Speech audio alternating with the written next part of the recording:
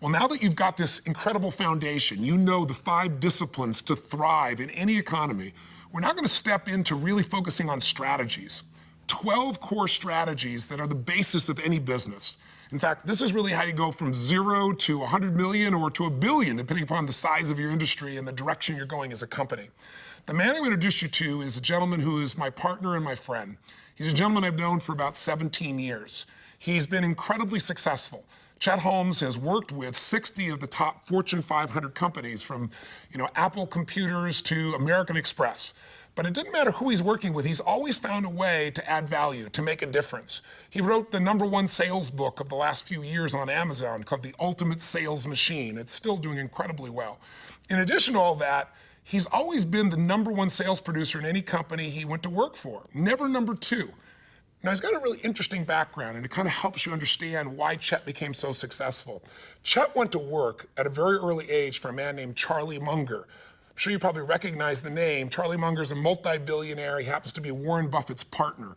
And when he went to work for Charlie, he got to work with Charlie in a series of divisions, and he managed to figure out how to double sales in 9 different divisions with Charlie Munger.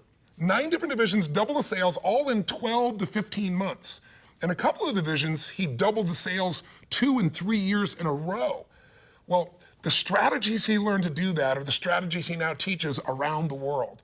And Chet and I, as I said, have been friends for years. For about 12 years or more, he's been trying to get me to be his partner in business, to do business with him. And I've just had so many different companies, so much in my life. I knew Chet was extraordinary in what he did, but we never found the way to put it together. But when I started focusing on how do we really help turn businesses around, I really felt like Chet had some extraordinary information that could make a difference. And I brought him involved with several of the companies I was involved with, and I saw some immediate changes, multiple changes in terms of income and return on a variety of projects, and in some cases divisions. So I know what he does works and it'll make a difference. But there's something that he also brings to the table that you got to bring to the table for yourself. And that is part of why this man is so successful is he's so unbelievably persistent. I mean, he will not give up. Trust me, after 12 years, I gave in, and to my advantage, obviously. But he's a guy that has what he calls pig-headed discipline. I mean, whatever it takes, he's going to follow through, and he's going to get the results.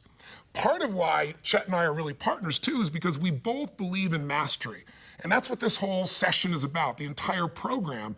But what we're going to work on here is this idea of, instead of trying to master 4,000 things, there are so many things that are available to change and improve and take your business to the next level.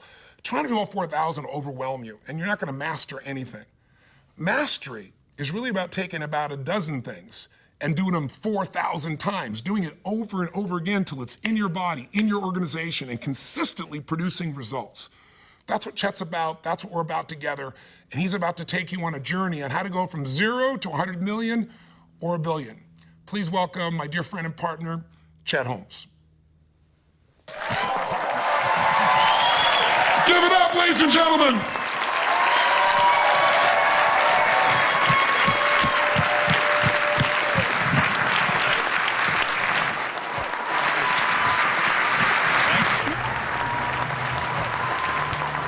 Thank you. Great. Thank you. Do you know that movement of the spine pumps cerebral fluid into the brain? So I'm going to have you twist. You're now pumping cerebral fluid into the brain.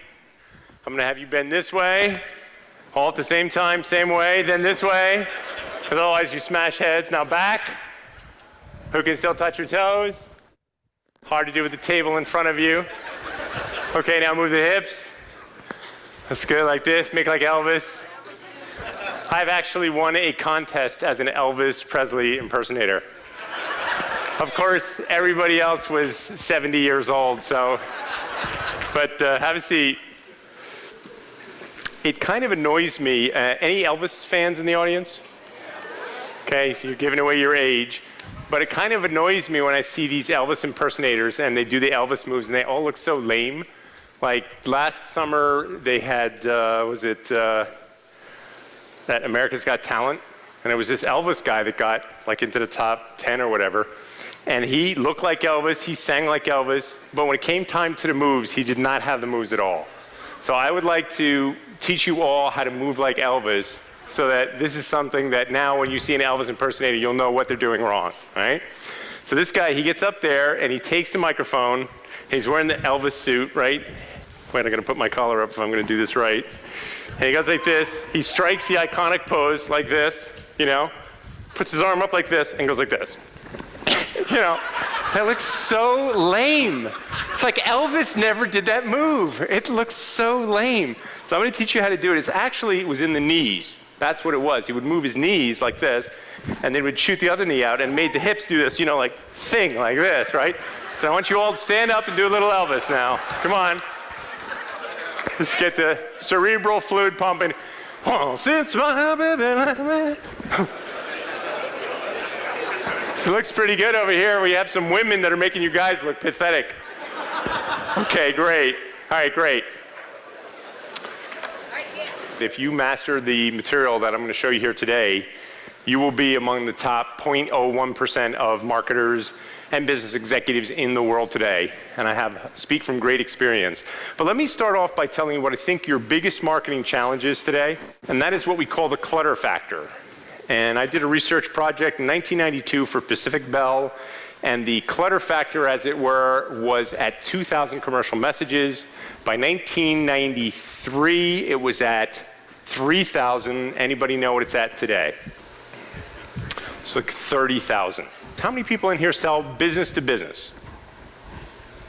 Wow, half the room. Okay, so the rest of you sell business to consumer? Show of hands, right? Okay, great. So if you sell B2B, they not only deal with the normal commercial clutter that the B2C people deal with, but they also have to deal with you. And your competitor is always calling on them. Important decision makers receive even more clutter. They're even harder to get to, so it presents an even greater challenge. So what we're going to talk about today is the single most effective way for you to rise out of that clutter. So what this has done, this clutter factor, has actually tripled the cost of marketing. So if you were advertising in 1992 in San Francisco, you might have spent $200 an ad. Today, it's actually more like 800 or 900. So it's more than tripled the cost. And does anybody think, since we're paying 3 times more, we're getting 3 times the result? No.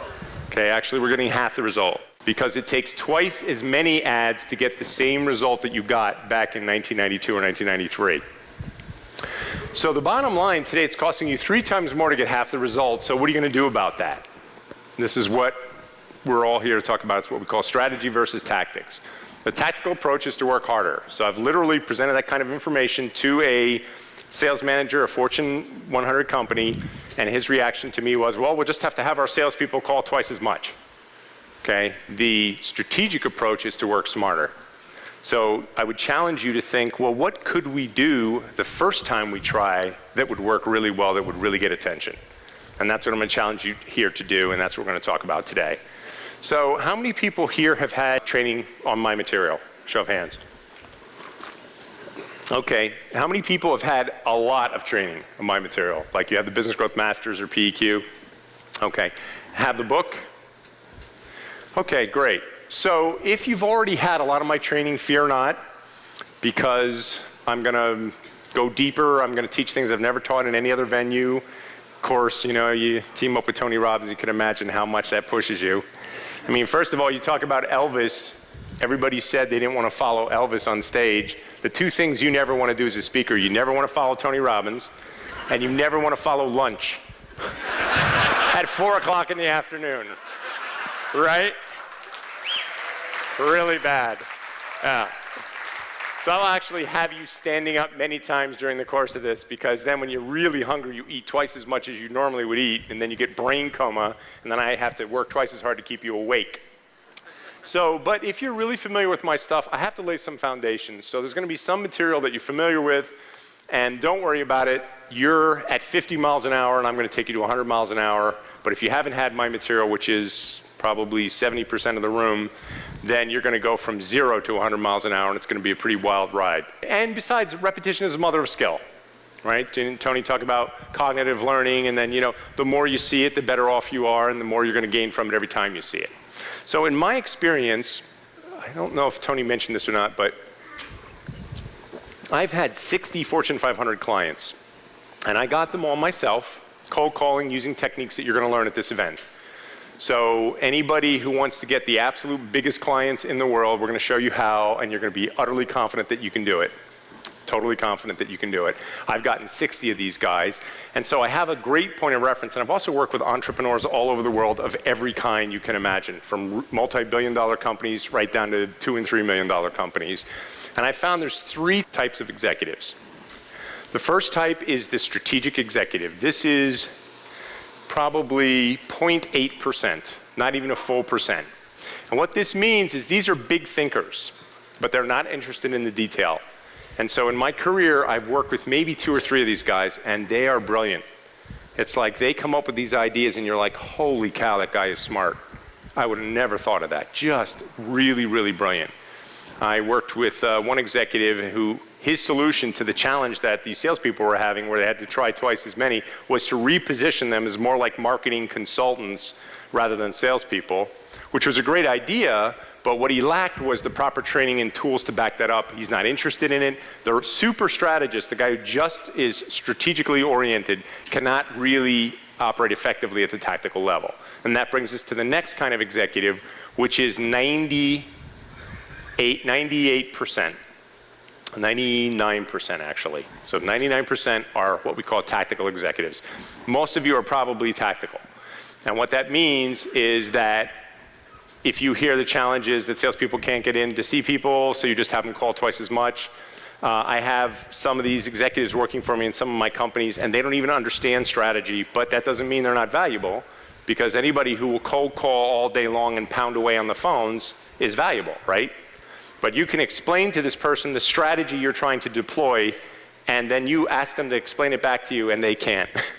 And they'll go, yeah, I know what you're saying this, and you're going, no, that's not what I'm saying. So this executive really runs most companies, and most operations, and most sales organizations are all tactical executives. And the ultimate, the 0.02%, is the strategy and tactical executives, the combination of the two.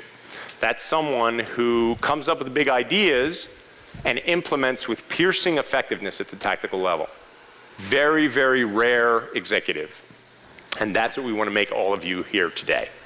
We want to make you that strategist who comes up with the big ideas. I'm going to force you through to think through some ideas that are really radically going to change how you sell and market. And then toward the end of the event, you're going to go through hardcore tactics and extreme detail. You're going to have scripts, promo pieces, letters, all kinds of things that you're going to use, and the tools. And you're going to really have a hardcore plan that you can utilize that will work better than anything you've ever seen. And by the time we're done here, you'll believe that. So the strategists will develop great ideas, but they also develop the policies and procedures and training and tools to see their ideas implemented at the tactical level. Now, in large companies, this is done by several levels of executives, right? Make sense? So you might have someone who's on the strategy, and then you might have a sales manager who's a great tactician, and together they're dynamite. So Tony was talking about the artist and the entrepreneur and the manager. So sometimes you can have an artist and a manager that'll just work fantastic together. And you should be looking for that person if you're the artist. And I'm just curious, because I wasn't in the room, because I've seen that training a couple times. Each time he's better, though, so I'm sure it was really good today. But how many people here were the artist? Just out of curiosity. How about entrepreneur? About equal. So then not a lot of managers in the room, huh? How about managers? Valuable as hell. Really hard to find. A great manager who can really manage things and get it done without you telling them what to do. That's a very, very difficult thing to find. So I like to think of this as like a military analogy. That the biggest mistake I see virtually every company is when they're too tactical. Imagine being outnumbered 10 to 1, as most of you are, right, in your business. Are you outnumbered 10 to 1, at least? You know what would really help? If I put my glasses on. Oh, wow, I can see. That's so much better. So if you're outnumbered 10 to 1 in the field, what most of you would do, if we took it to an analogy of how you run your business, is you give your rate card or you give your price list, and you turn to your salespeople and you go fight the enemy. There's very little plans going on. A lot is left up to the sales rep. A lot is left up to the individual, and not a lot of planning goes on there. So what I want to try and do is get you to really think about how you plan and how you strategize so that you will not be the tactical executive. So what's a tactic? A tactic is an advertisement, a sales call, your website, an email to a prospect or a client, a trade show, an article written about you. Public relations is a tactic. Your brochure, your customer service, those are all your tactics. So what's a strategy? Strategy is the long-range goal, the overall impact that you want to have. Strategy is the ultimate accomplishment or ultimate position you want in the marketplace. Strategy is the ultimate perception you would like your clients to have about your company. Now, does just asking those questions change how you might operate at the tactical level? Hello? Yes. Doesn't it? Think about it. Just asking those questions changes how you operate at the tactical level. And yet, most people never ask those questions, never figure it out, and never do the exercise. So that's what we're going to do right now. So this first one is focused on you. What's the ultimate accomplishment or ultimate position that you want in the marketplace? Because that's how you want to be perceived. I want to be the best. I want to be known for this. I want to be the most. I want to be the most trusted, the most respected, whatever that position is that you'd like to have. And then what is the ultimate perception you want the client to have about you? So let's do a little 2-minute workshop right now and just write down your answers for that. Pause the video now and proceed with the workshop.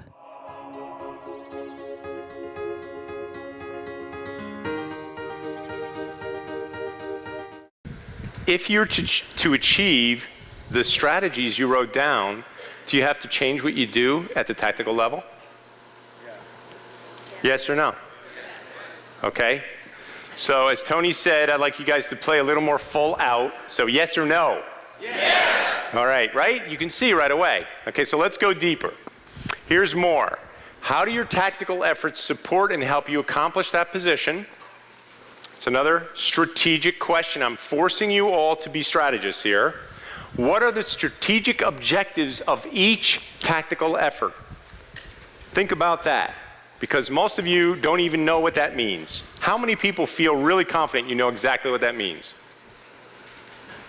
About 6 people, okay? This is going to change everything. What is the strategic objective of each tactical effort? And here's an even better question. How many strategic objectives can you achieve with each tactical effort? How'd you like to get 9 times more results from the tactics you're already deploying? If you think about the questions I'm about to put in front of you, you'll be able to accomplish that. Okay, so here's an example of strategic objectives. What do you want to have happen in a sales call? I ask you, you tell me, I want to make a sale. I say, is that all? What else do you want to do? You go, well, what else is there? I want to make a sale. So I say to you, do you want to be trusted? Yes? Okay, so do you want to be respected? Okay, do you want to have deep credibility? Do you want to be perceived as an expert? Would that be valuable? How about brand loyalty? Is that a good strategic objective? Something that you should be doing on purpose? Okay, how about preempting? How about preempting your competitors so that they can't even deploy against you? Would that be a good strategic objective? Is it something you've actually worked on? Okay, so we're going to do that. Pricing comparisons dealt with. How would you like that even if a competitor deploys at a lower price, they cannot penetrate or take your client away from you? Would that be valuable? Yes. You're going to learn exactly how to do that. Are referrals a good strategic objective? Okay, I don't know how many this is. Motivate action now. How about that? Would that be a good strategic objective? Okay, so you can see that if you just start thinking about these questions, does it make you more effective at the tactical level? How many people would like to think about those questions a little bit, right? Take some of your tactics, take a sales call and think through that kind of stuff. Is it going to improve your sales call? Yes. Okay, or your ad. If you look at these questions and you think about your advertising, is that going to make your advertising more effective? Yes. How about your website? So the strategist says, how can I maximize every single resource at my disposal? And works through these kinds of exercises to make sure that at the tactical level, they are implementing with piercing effectiveness. Let me show you an example.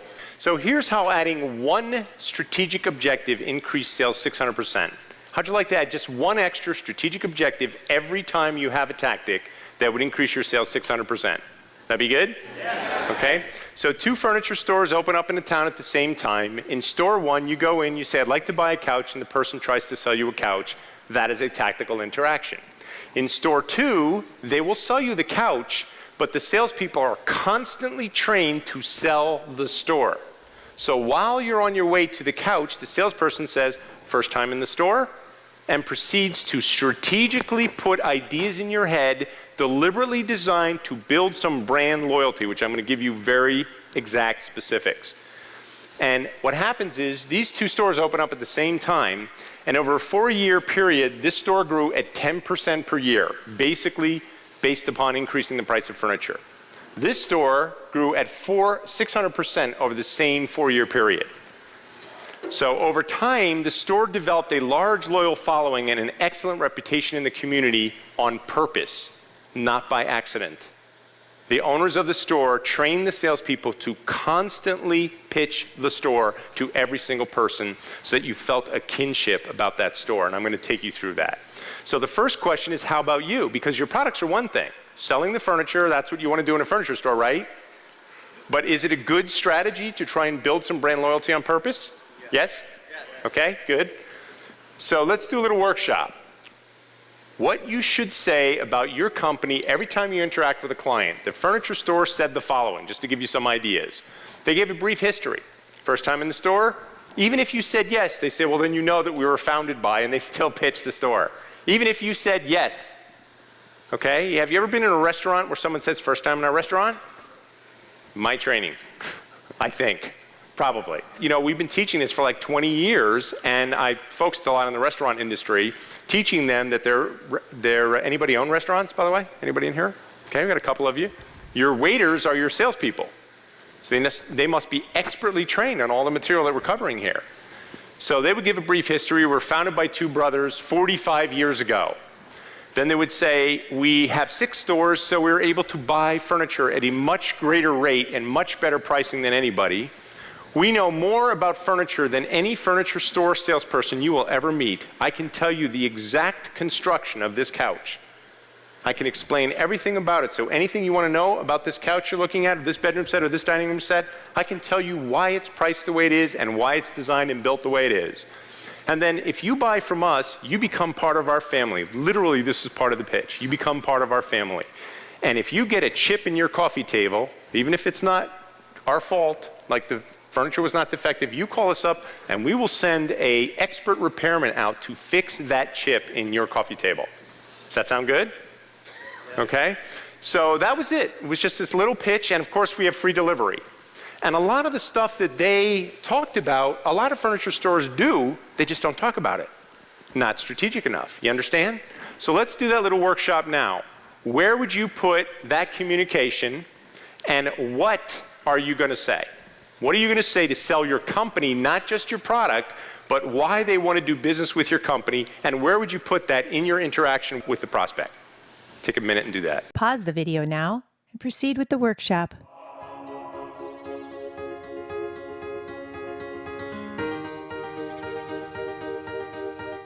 Okay, let's go to the next exercise. This is what we call the stadium pitch or the core story concept. And I've been on the radio for 2 years with radio spots about this, so some of you may have heard this concept because we've been pounding it out there. But imagine you could present in a massive stadium to every potential client that you have. Imagine that right outside that door back there, I have assembled 50,000 potential clients. So I've got every banker right out there at the level that you would want to talk to. What kind of business do you have?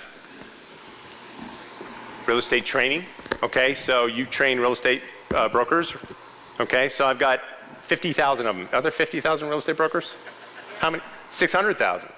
And no, it's probably like 600,000. I think it's a higher number, but I know it'll be 60,000 in the next couple of years, like this. But let's say that I could put, whoever your prospects are, I could put 50,000 of them right outside this door right now, ready for you to speak. First question, how many people in here are ready right now? Could get up from this table, walk out there and do a hell of a job. Okay, great. So about maybe 6%, 7% of the room, all right? What would you want to accomplish? Because again, I'm going to force you to be a strategist here now. That's a heck of an opportunity. How many different things do you want to accomplish? Because if you just want to make a sale, can you see how you would blow a massive opportunity just based upon what we've already covered, right? What would be your strategic objectives for an opportunity like that? And right now, I want you to write your headline. Ladies and gentlemen, today I'm here to talk about, and write your headline. Pause the video now and proceed with the workshop.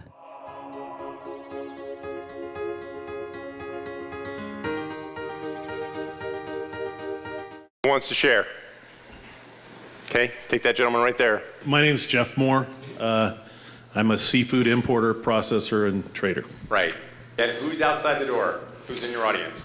Restaurant chain operators. Great. Okay. Okay. And you walk out there and you say? And I'm going to say, thank you very much for being here. What I would like to share with you today is how our exclusive provider approach to seafood sourcing and education, seafood sourcing, has saved our restaurant operator clients over $3.5 million in food costs in the last 5 years. Okay. All right, good. Let's get somebody else right here. Hi, I'm Barbara Abernathy. Hey, Barbara. I'm an interior designer that specializes in eye care practitioners. Okay. So So you design eye care I offices? design offices So for we have them. a whole crowd of opticians. Eye doctors. Eye doctors, right? Eye doctors, yes. Okay. So I would say, ladies and gentlemen, today I'm here to talk about the 5 most dangerous trends facing eye care practitioners today. So you had my training, right? Yes. I have your book. She has. Let's go to this gentleman right over here. The headline would be, okay, I'd have a slew of people who are looking to get involved in internet marketing, internet sales, that sort of thing. Okay, so what does that mean? They would either be looking for support in sales of multi-level marketing products. So MLMers? MLMers or people who are looking to grow their business on the web through internet. Yeah. So that would be everybody here, right?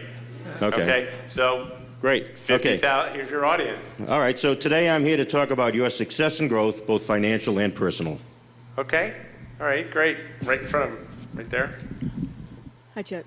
Hi, what's your name? Jill? Jill, I can see with these glasses from here now. Go ahead. is your plumber also your health insurance agent? So who's in your audience?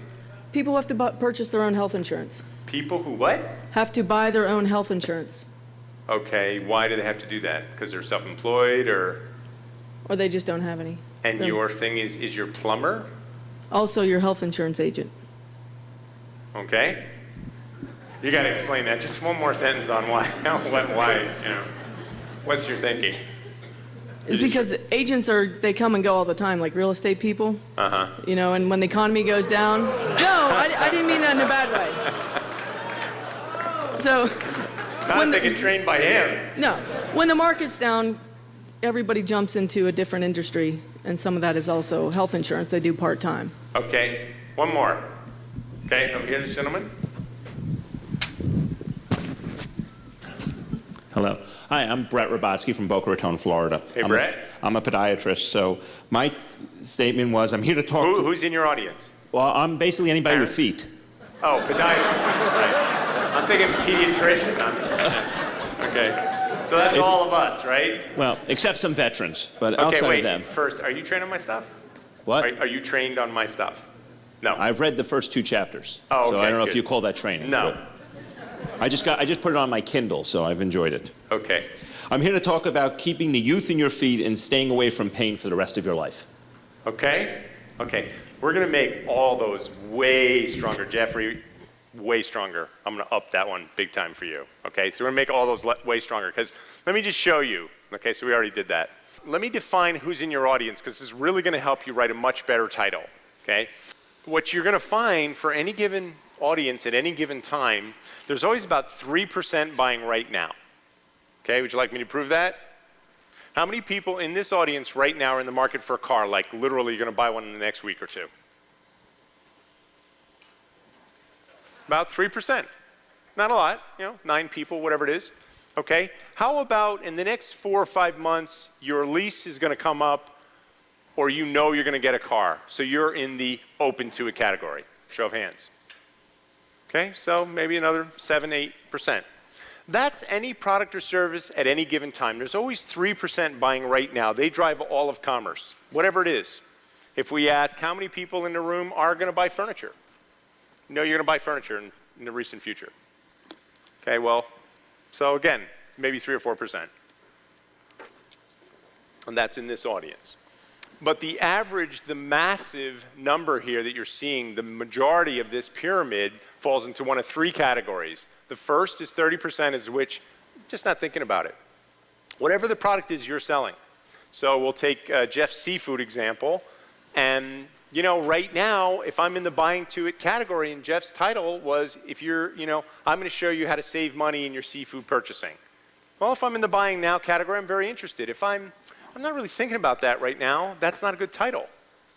Because that title is already trying to sell me something, and I'll show you why, okay? Think they're not interested is the next category. I don't think I'm interested. And the final category is, I'm definitely not interested. I already have it. My supplier is my brother. I know I don't like that. A great example, any chiropractors in the room? Okay, got a chiropractor, a couple of them. You know, there's only about 16% of the population that uses chiropractors. So at any given time, maybe 3% of them are actively looking, and the majority don't use chiropractic. They either are not thinking about it. I met someone on a airplane who had all these neck problems, and I said to her, and she was in a neck brace. I said, you ever go to a chiropractor? No, I haven't. I said, well, do you ever think about that? No, I never thought of it. Just it never occurred to her. She's going to an orthopedic surgeon who has her in a neck brace and painkillers. Okay? So the majority of the people in your audience, whether it's you're selling real estate training, right, or you're selling to bankers, or you're selling to seafood companies, or you're selling to, I forgot, what is it? MLMers, or he's selling to anybody. So the majority of us in this room do not feel we need anything for our feet. Anybody feeling like I need a podiatrist right now? But if Brett, let me ask a question. If you could do a deft job of educating us, will we all realize we probably do need podiatry more than we think we do? What percentage of the population needs it more than they think they do? 80%. So that's my point. But you can't, with a topic like why you need podiatry, get in front of people because 90% are not buying. They're not interested right now. So what title could you write that even someone who thinks they're not interested, or someone who would tell you I'm definitely not interested, would be interested at least in your title? Okay, so let's go a little deeper. A great stadium pitch will drive them up the pyramid. So in your stadium, the majority are not interested. And now I'm going to make it real challenging. Right before you walk out, I'm going to turn to the audience and I'm going to say, you had to come, but you don't have to stay. So Dr. Brett's going to get up here, and if you're not interested in the topic, feel free to get up and leave. And this is, by the way, after you've been here to 4 o'clock with no food. And Dr. Brett comes up here and goes, today we're here to talk about your feet. And what was your title? How to keep the youth in your feet. Anybody want to get food or stay for that? Nothing personal. I'm going to show you how to make it way better, okay? That'll be the payoff. Okay, right?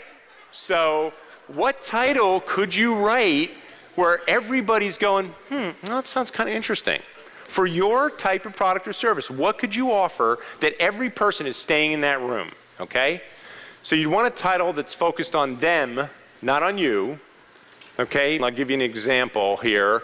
I worked with a company that sold advertising. So they would call you up. How many people interested right now, like right now you're in shopping for, I need other places to advertise? Show of hands.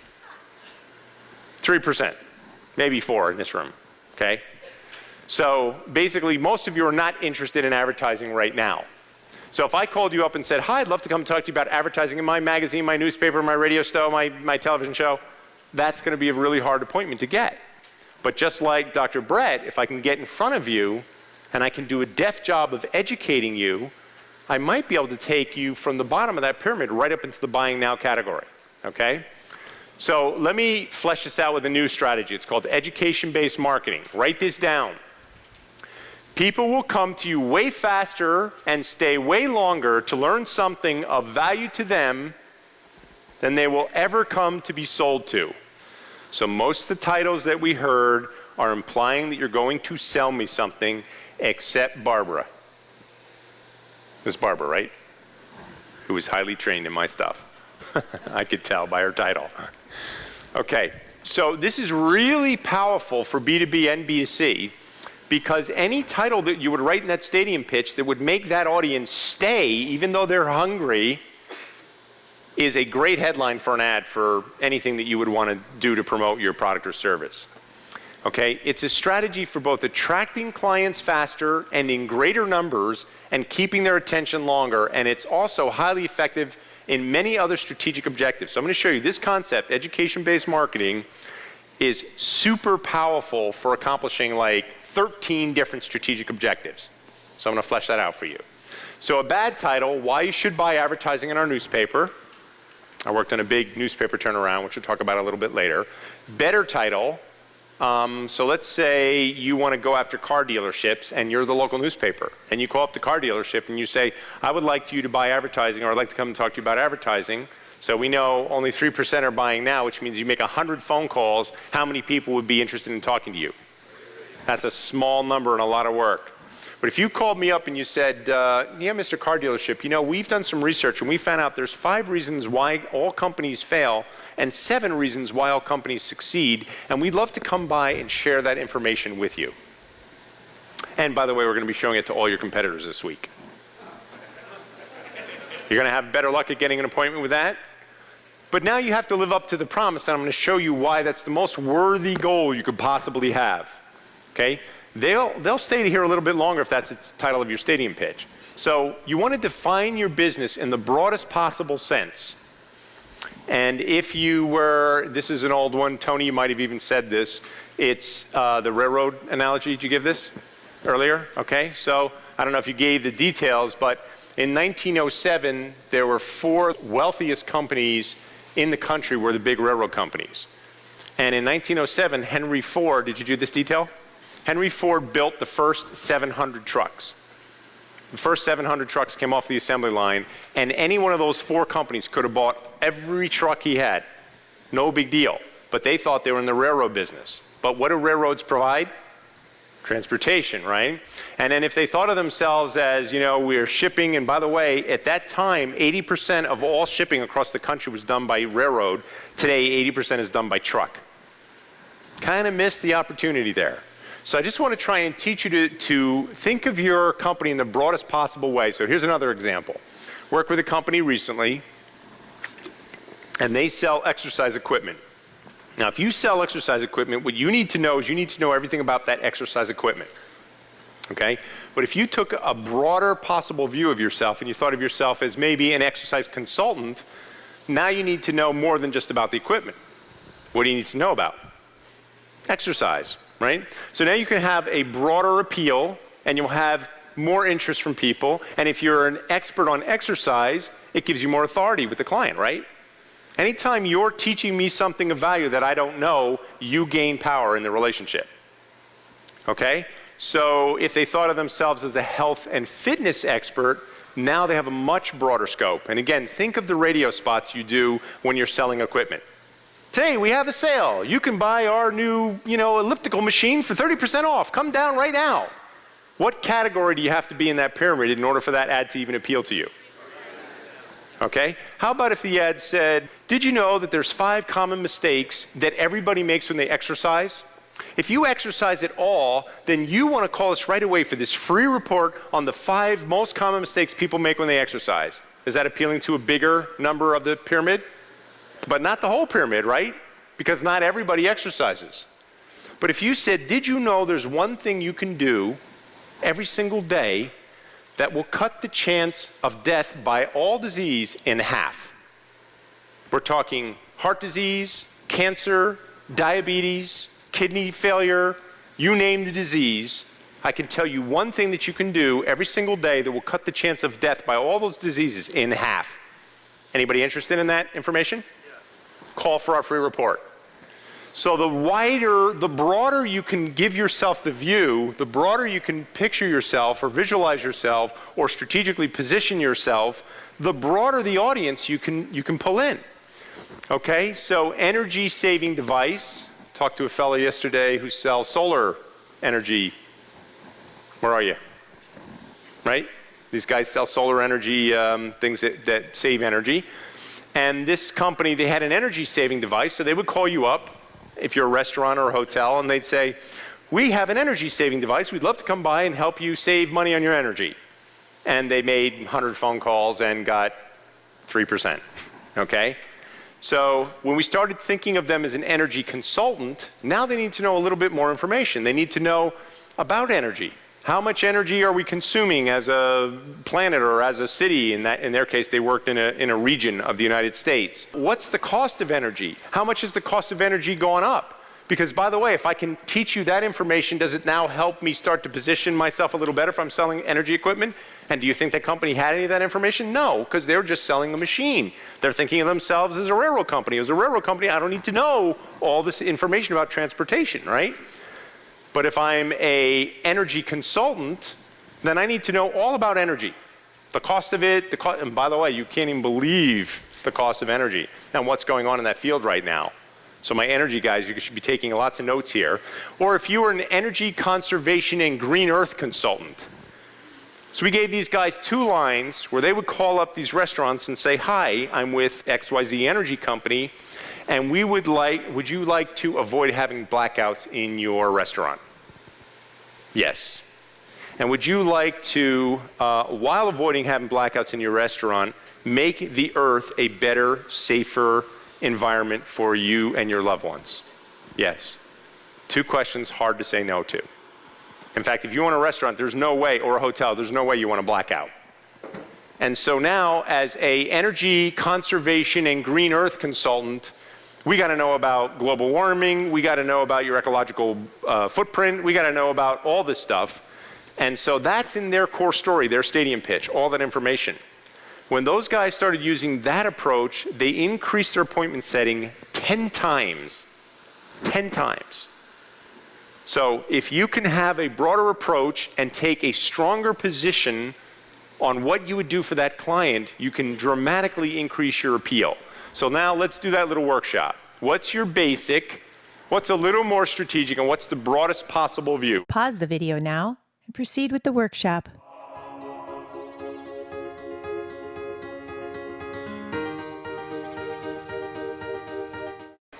Okay, so let me show you how to do this. I just want to get some examples out of the audience, but let me show you how you do this. Your basic is easy, everybody's got that, right? Nobody having to struggle with that one. You ask, what's the benefit of that? So, I'm sorry, the fellow from England, where are you? What's your name? Chris. So Chris, his basic is he provides educational programs for schools. That's what he does. Motivation programs for schools. High schools, by the way, I didn't find out. High schools, middle schools. Do you just do this in England or you do this here? Just in England? Okay. And so I asked him, and this is the question you all have to ask yourself, what's the benefit of that? And he said, well, we teach motivational stuff. Okay, so the first, when you go a little more strategic, is you look at the benefit, and that starts to help you form your more strategic position. Because if you look at what the benefit is, then he's not a training company, he's a company that improves students' behavior, motivation, grades, and ultimately, the reason the school would do that, you told me was, so go ahead, the school uses us because it increases the exam results for them and increases the aspiration and motivation of the students. So basically, you're transforming schools. Yeah. So that's a hell of an offer, right? If you call up the principal of a school and say, how would you like to transform your school? How would you like to increase the grades of your students? How would you like to get them to want to participate more? How would you like them to be more motivated to come to class? How would you like them to be happier? Throw in health, sell some vitamins. I'm just kidding. Okay, so just keep asking yourself, if you ask, well, what's the benefit of that? What's the benefit of that? What's the benefit of that? And then again, I'm going to keep going here for a little while longer, and then it's going to show you how every single problem, like one of the guys came up to me, he's got malls that are empty. So what's happening is the stores are dropping like flies out of his malls. So again, he has to take on a role, if he wants to, if he wants to fill those malls, he's got to take on a role of trying to make the mall way more attractive, way more sexier. He's got to get a lot more dynamic. Used to be, if you just owned the mall, you made money, right? Where'd you go? Not that way anymore, is it? No, not in South Florida. Not in South Florida. So now what we have to do is you have to create a way to make the mall way more sexy, way more attractive for way more reasons. And the more strategic the view you give of yourself, the broader your appeal is going to be, and you'll get more and more ideas. So what's the benefit of what you do? Well, the benefit used to be to give people a place to conduct business in, you know, in an environment where they can have their businesses to make money. You have to be somewhere to conduct your business. Okay, but how about to the consumer? What's the benefit? Because they got to be the ones going to the mall. What's the benefit to them? I guess it would be, you know, you go there to get whatever you need. You get your services. Okay. But the situation that we found that I'm up against is that in general, there's a 40% vacancy because of the construction industry getting hit so hard. So the stores are empty.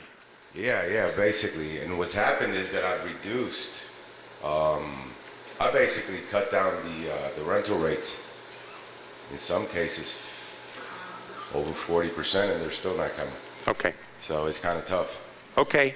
So you have serious challenge. Yeah, big serious challenges. The income has dropped, I would say about maybe 700,000 in a year. Okay. All right. So by the time we're done, you're going to have some serious solutions. Would that be good? Hey, 100,000 would be good. Okay, so I promise all of you, there's almost no situation. I'm going to give you lots of examples of like literally impossible situations where someone who can think outside the box and start to look at what's the broadest possible view again. And some of you, I see you're getting ideas, right? As I'm saying to you, well, what's the benefit to the consumer? Who has ideas on what the benefit of the consumer is of a mall? Okay, and then he needs to fill the mall stores, so maybe he needs to think entirely differently about that. Maybe you can play entrepreneur with these store owners, or maybe there's people who... Sure. Okay, there's another situation as well. As a byproduct, at least in South Florida and some other places, they've built newer places. I'm talking about the places that I have are in the vicinity of 20, 30 years old. Okay. They got newer places now that are 100% empty. Okay. So I'm up against a big challenge. All right, and you came to the right event. Great. That's what I'll say to you, honest to God. That's why I came here. All right. You know, if I get... Let's give him a hand, right? Yeah. All right, great. Let's keep going because as I go deeper and deeper, you're going to start to get more and more ideas. And so if you're stuck right now, don't worry about it. You're still going to get great ideas. So let's go back to the stadium. First, you have to keep them in the stadium. So education improves that for sure. You can see that, right? Whatever you do in that stadium should actually be done with each person one-on-one. Whatever you would do in that stadium. And I'm going to give you some great examples. And I call it your core story because from the core of what you would develop will spin off all these other things. The stadium exercise is to get you to think strategically before you operate tactically. So it's just an exercise to make you really think, my God, think of that. I'm going to put you in front of 50,000 potential renters of stores, retail renters. What are you going to say? Think about that. Work that out. Or I'm going to put you on the radio in South Florida, and you want to get every consumer in the entire market going to that mall. What are you going to say? Write that question down. Because if you come up to the answer to that, you can start changing your life. So let's go deeper on your education basic marketing journey, okay? What market factors support your ultimate strategic position? It says find the trends that motivate buyers. What market conditions support the need for your company? So if I'm an equipment salesperson, what's going on in health and fitness right now that would make what I sell way more important? Right? I gave you a little bit of a hint on that about disease and, you know, I'm going to show you about the increase of disease. So motivation comes from two factors. It comes from problems and solutions. Which one do you think is more motivational? Okay, this is a Tony Robbins crowd. I can tell you when I ask that question anywhere else in the world, they all say solutions. And they're wrong. You are right. Problems are the big motivator, because if you don't perceive you have a problem, you do not need a solution. If I'm calling to get a free report on how to reduce the chance of death by all disease in half, and you can then give me an education that by the time you're done, I am running to your store to buy that elliptical machine, because, by the way, the one thing you do every single day that will cut the chance of death by all disease in half is just 45 minutes of cardio. That's it.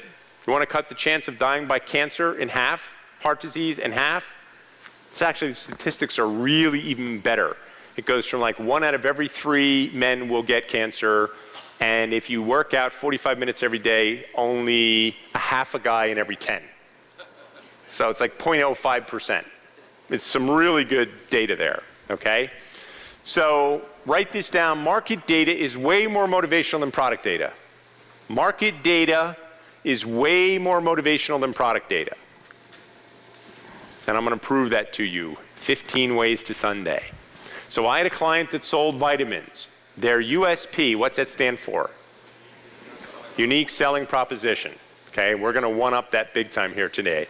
But their USP was that the vitamins supported the organs. Liver, heart, kidneys, lungs. So it was unique, because most of you are not taking vitamins thinking that way. You're just taking nutritional supplements to give you extra nutrition. But this company had a unique selling proposition, which was their product supported the organs. It was designed specifically to support the organs. Now that's product data, and it's how 99.9% of you sell. You come up with that USP. If you're at least a little strategic, how many people have a well-defined USP right now? Like 5% of the room, not even 2%. So that's crazy. You should at least have that. You should at least know what your unique selling proposition is. But I'm going to one-up it anyway, okay? Market data, however, quadrupled their closing ratio, and I'll show you how. Whatever you sell, market data will attract more buyers and sell more products. Let's prove it. So let's take a look at what's happening to the nutrition in our food. In 1940, the average serving of spinach had 158 milligrams of iron in it. So you remember Popeye? And he would eat the can of spinach, dun, dun, dun, dun, dun, dun, he would go and save olive oil. Well, by 1965, that same can of spinach now had 27 milligrams of iron in it. And take a guess what it has today. 2. So Popeye would have to eat, what, 150 cans, 200 cans of spinach? Dun, dun, dun, dun, dun, dun. I mean, it's like a half an hour later. So you can eat all the spinach you want. It's not going to give you the nutrition that you need. It doesn't have it. And you know, people say, oh, you're anemic, you should eat a lot of spinach. Psh, doesn't help, okay? So here's the United States Senate reports, we're malnourished no matter how much food we eat because the food does not contain the nutrients that it should. It's bad news to learn from our leading authorities that 99% of American people are deficient in these minerals, and that a marked deficiency in any one of these minerals actually results in disease. Let's prove that. Incidence of breast cancer in 1940, 1 out of every 20 women. Today, 1 out of every 8 women. It is the #1 killer of women 40 to 55 years old, breast cancer, and increasing at an alarming rate. National Cancer Institute reports a 126% increase in prostate cancer among men in the last few decades, increasing at 1% per year. 1.7 million new cancer cases every year. Anybody feeling a little more motivated to get some nutritional supplements? Or to at least buy that elliptical machine?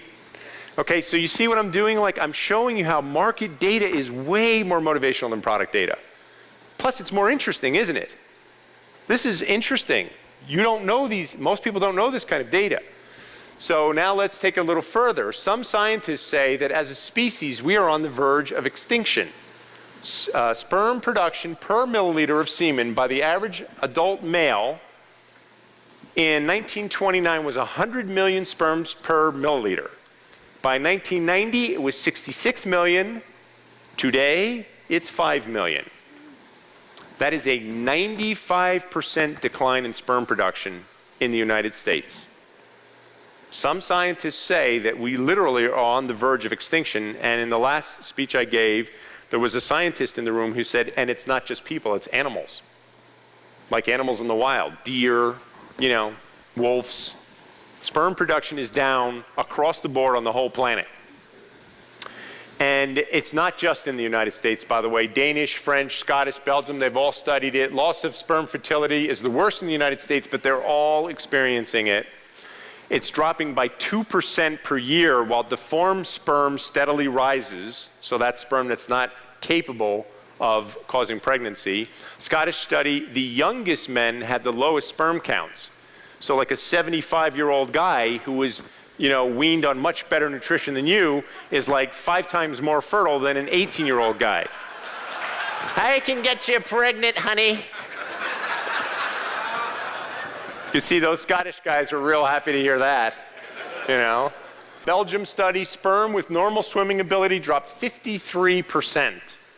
So this is some pretty scary data. Again, now here's what's interesting, I'll tell you. If you wanted to get this kind of data as a way of motivating your buyers and of getting more interest from your buyers, then what you want to do is you want to study things over time.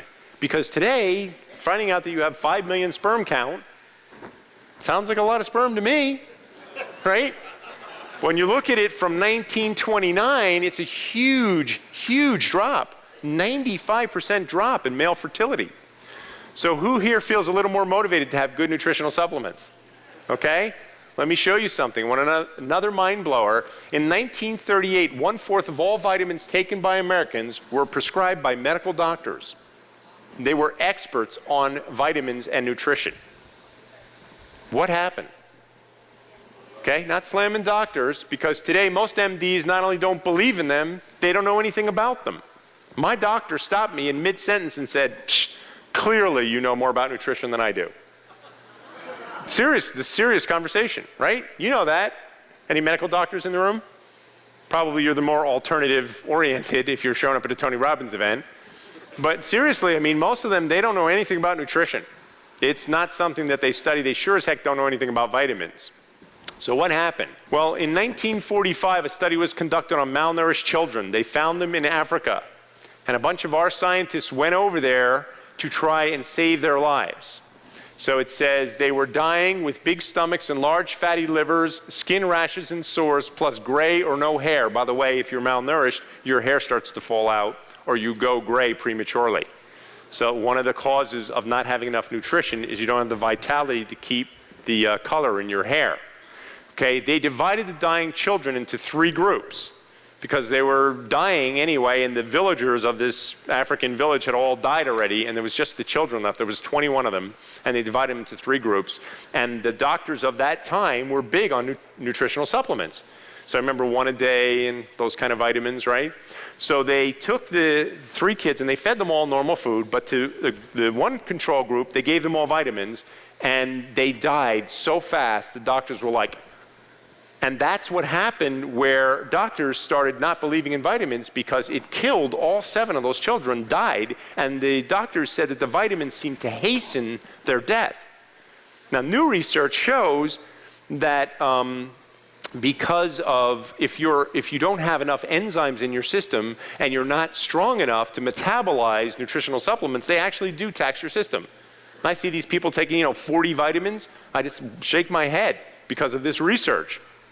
And now enzymes are becoming very important because if you don't have strong enough enzymes in your system, you can't metabolize vitamins, by the way. So they will just make you older faster because your body can't handle them. So now they took the other 2 groups of children and they didn't know what to do with them. And they were in Africa, so they were studying the traits of lions. When a lion captures its kill for a meal, it eats the internal organs first, starting with the liver.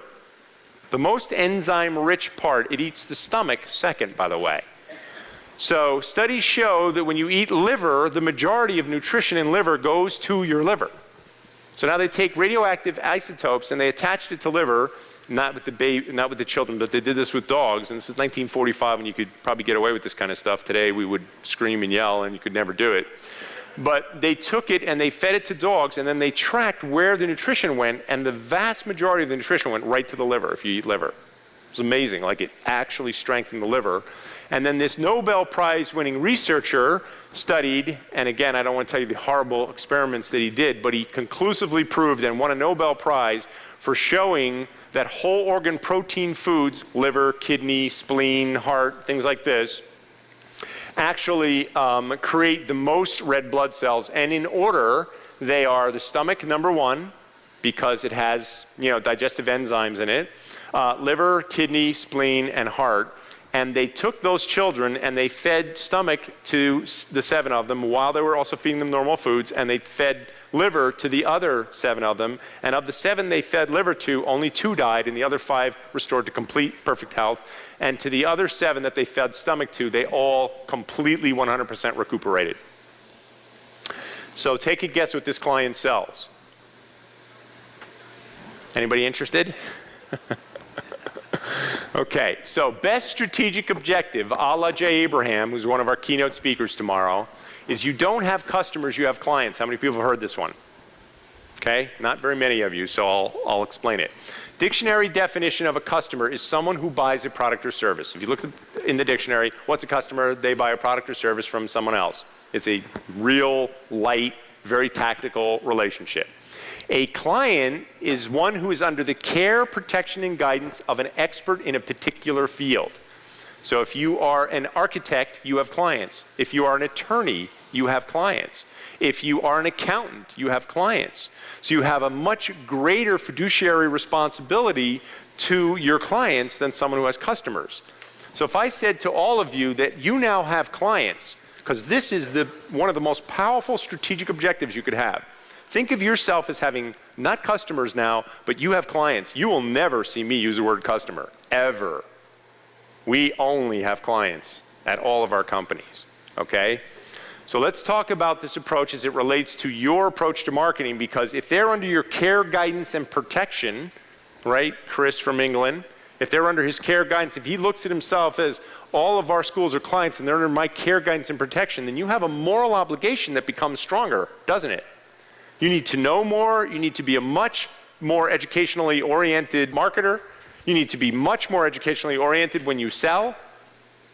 Okay, so first strategic objective, if you have clients, not customers, is you must be an expert on everything around your product or service. The market, the trends, and so on. And remember I said this is about working smarter, not harder. Well, in the beginning, it might be a little harder because you got to work really smarter. But when you're finished, the results are profound. Profound. I'm going to tell you success story after success story after success story. So this is a killer strategic objective for all of you. Take on the job of making your clients more successful in and around your product or service. So what can you do to make your clients more successful? What would help your clients be more successful, and how broad can you go around your product or service? So this is a shoe store. I doubled their sales. I can't personally claim that I personally went and sold the shoes and doubled their sales, but let's just say that my teachings have helped them double sales. And when I first started working with them, the store owner said to me, there's no difference in shoes. A shoe is a shoe. And then I got in and I started interviewing the buyers, who, what they do is they actually go and they'll take a Prada shoe that sells for $400 or $500, and they'll make it, and it'll be a knockoff of it and sell for $140. So huge difference, but it'll look just like it, and actually it will be a better shoe. I will not slam Prada specifically, but let's just say they'll take a lot of the high-end brands and they will make a better shoe. And he said to me, the buyer said, there's 27 different decisions that you make about quality when you're making a shoe. The heel, this part of it, the shank, the leather, the lining, and there's 5 grades of each one of those you can use. So by the time I got done with him, I can now tell you more about shoes than probably anyone you ever, and because I'm so research oriented, I'm like that guy Cliff Clavin. Anybody see Cheers? Sits on the end. It's a little known fact there that your feet sweat a cup of moisture a day. That's actual fact. I did not make that up Cliff Clavin style. So areas covered in their core story. Their core story, a woman's love affair with shoes, the history of shoes. It's 120 stores, and you could go into one of those stores, and anybody that works there could tell you the history of shoes. When was the first shoe invented? Do you know that the right and left shoe is a new thing? That's just the last 80, 90 years. Like that was 1910 or something. Like for the, 4,000 years before that, shoes were the same. They didn't wear a right and a left shoe. First impressions and the threshold effect. Would you believe that expensive shoes have a more powerful impact on people's perception of you? Would you believe that? It's true, actually. People make 11 assumptions about you based just upon your appearance, and expensive shoes play a huge role. How many guys have ever seen a girl in a really expensive pair of shoes and go, nice shoes? That was their slogan, by the way. They had a woman who was, their posters on the trains, and they had a woman who was standing like, so your view is of the back of the woman, so let's say you're the audience over here, and she's got her, she's flashing her husband, he's brushing his teeth and he's peeking outside of the, so he's looking this way, and she's going like this, and he goes, nice shoes. That was one of their posters. It's like ignoring the fact that she's, anyway, psychological impact of shoes. Wealthier women own more shoes, or maybe if you own more shoes, you'll be wealthier. Okay? Feet and fashion. Did you know that there are 214,000 nerve endings, little known fact, right? Cliff Clavin. 214,000 nerve endings in your feet to connect to every organ in your body. There are now foot massages that can pass kidney stones. And Regis Philbin was one of them. Kidney stone passed by getting a foot massage. 52 bones in the feet. And your feet do sweat a cup of moisture a day. So the quality of the leather and the lining and how that shoe is constructed does have a huge impact on how much bacteria you're tracking into your home. Am I showing you how market data is way more motivational than product data? In any kind of product you're talking about, I don't care what it is, guys. Okay? So they had another thing too, is just a really great sales tool. It's called the Shoeaholic scale.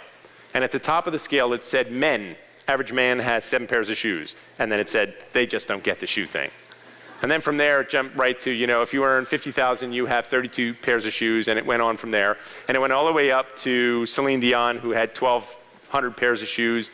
Sarah Jessica Parker from, what's that show? She was on Sex and the City, right? How many shoes? Like, one of the episodes was how she couldn't buy a condo because she had spent too much money on shoes. And, so they had all this stuff, and they just got so knowledgeable. Now, in their case, their core story, right, was like 170 panels. Now, they're not going to be in the store presenting a 170 panel core story to anybody, but it became a fantastic training tool for them. Okay? So what could you do to help your clients be more successful? Take a minute right now and brainstorm on that idea. Pause the video now and proceed with the workshop.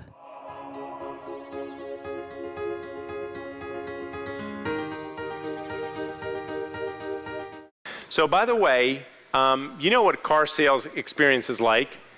You test drive the car, and then they try to grind you on the numbers, and you're in a tit for tat. And I've never had a single salesperson explain anything about the car ever, rarely in the history of my life. In fact, I was just looking at a Q54, 56, can't remember, but it's a Infiniti, really nice SUV, right?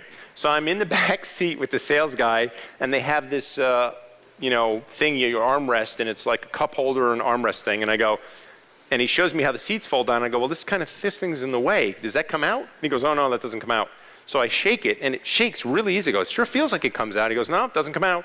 So I pull the cup holder out, and there's a handle, and I go, clunk, and I pull it up like this. And he goes, oh, you mean that? Yeah, that comes out. Just like that, I swear to God.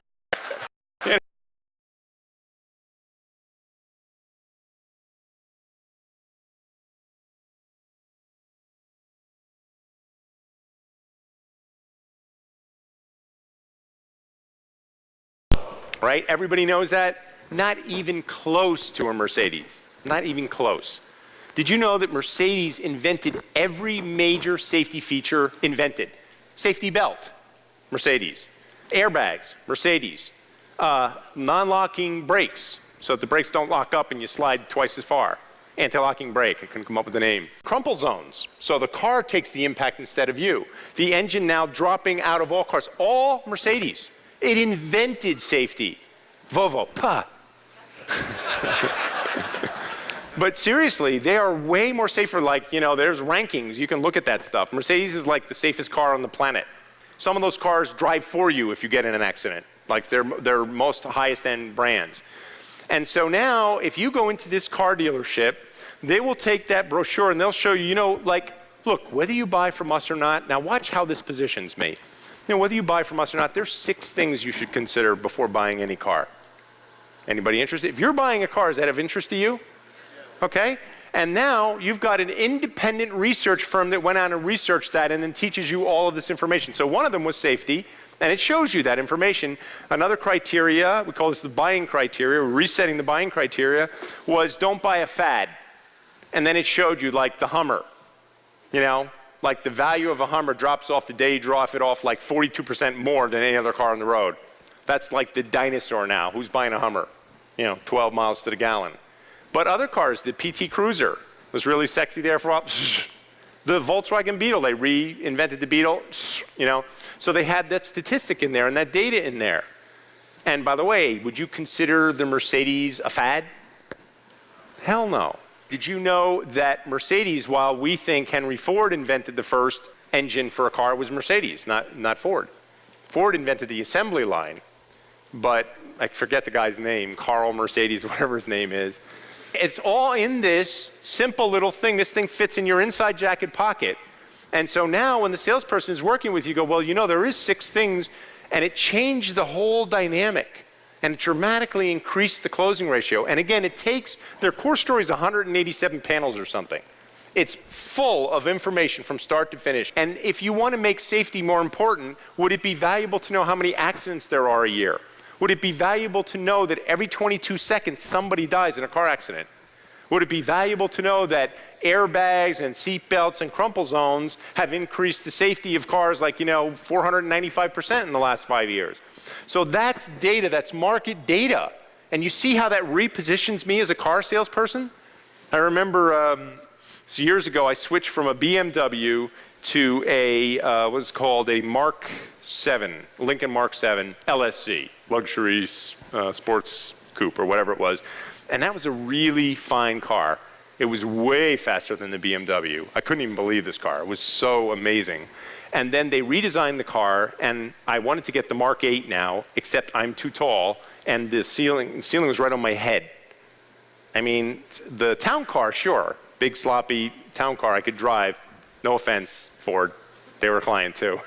So I shouldn't say that, right?